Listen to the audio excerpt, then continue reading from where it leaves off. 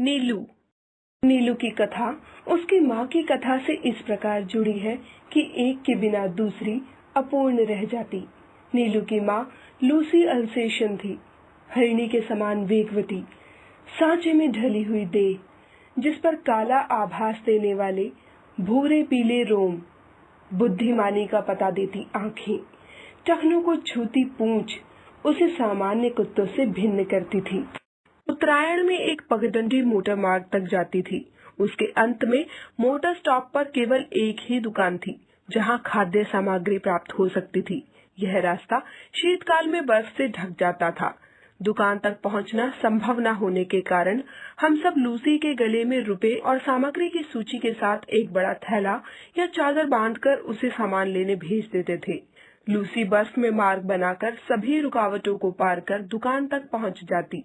दुकानदार गले से कपड़ा खोलकर रुपए और सूची लेने के उपरांत सामान की गठरी उसके गले या पीठ से बांध देता और लूसी उसे लेकर सकुशल लौट आती। एक दिन किसी पर्वतीय गांव से बर्फ में भटकता हुआ एक कुत्ता दुकान पर आ गया और लूसी से उसकी मैत्री हो गई। उन्हीं सर्दियों में लूसी ने 2 बच्चों को जन्म दिया। एक तो शीत के कारण मर गया, किंतु दूसरा उस ठिठुराने वाले परिवेश से जूझता रहा। 4-5 दिन के बच्चे नीलू को छोड़कर लूसी फिर दुकान तक आने जाने लगी। एक संध्या के छुटपुटे में लूसी ऐसी गई कि फिर लौट ही ना सकी। नीलू दूध के अभाव में शोर मचाने लगा।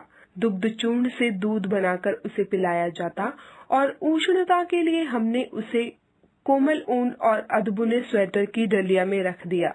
वहाँ वह माँ के सामीप्य सुख के भ्रम में सो गया। बड़े होने पर नीलू के भूरे, पीले और काले रंगों के मिलन से जो रंग बना था वह एक विशेष प्रकार का धूप छाही हो गया था। सिर ऊपर की ओर अन्य कुत्तों से बड़ा था और चौड़ा था, पर था सुडौल। पूंछ अल्सेशियन कुत्तों की पूंछ के समान सघन रोमों से युक्त, पैर भी लंबे अल्सेशियन कुत्तों जैसे, पर पंजे भटिये के समान मजबूत और नाखूनों से युक्त थे। आकृति की विशेषता के साथ उसके बल और स्वभाव में भी विशेषता थी। ऊंची दीवार को भी वह एक छलांग में पार कर लेता था। रात्रि में उसका एक बार भौंकना भी वातावरण की स्तब्धता को कंपित कर देता था। वह बहुत ही गर्वीला और दर्प से युक्त था।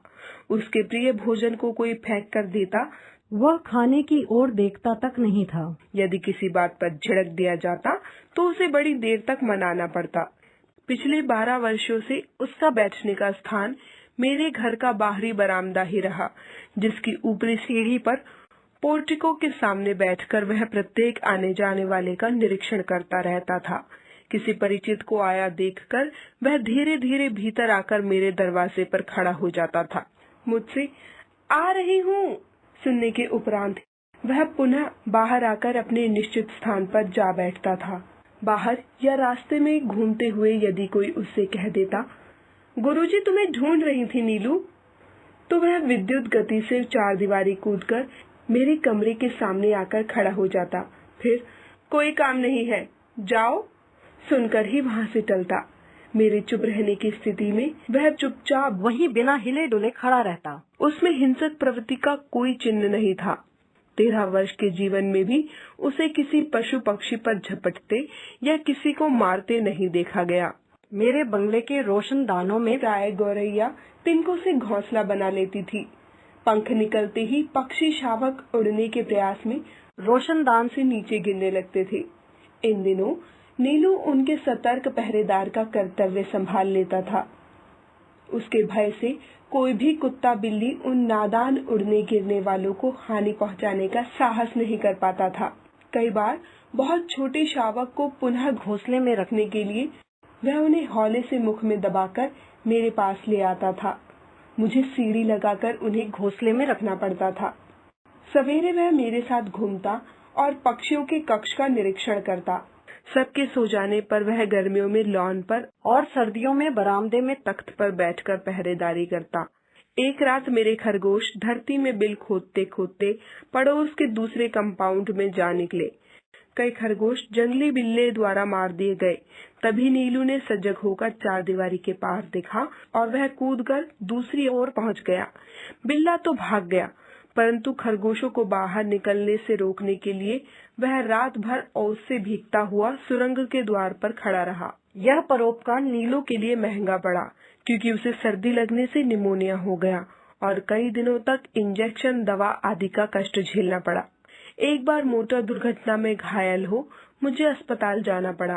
तब संध्या तक मेरी प्रतीक्षा करके और कपड़े, चादर, कंबल आदि सामान अस्पताल ले जाने वालों की हड़बड़ी देखकर उसे न जाने कैसे सब पता चल गया। 3 दिन तक उसने ना कुछ खाया ना पिया, केवल उदास बैठा रहा। डॉक्टर की अनुमति लेकर उसे अस्पताल लाया गया। वह मुझे अच्छी तरह घूम घूम कर देखने के बाद मेरे सामने ही जमीन पर बैठ गया। जब तक मैं अस्पताल में रही वह नियमित रूप से आता रहा और डॉक्टर, नर्स सभी से परिचित हो गया।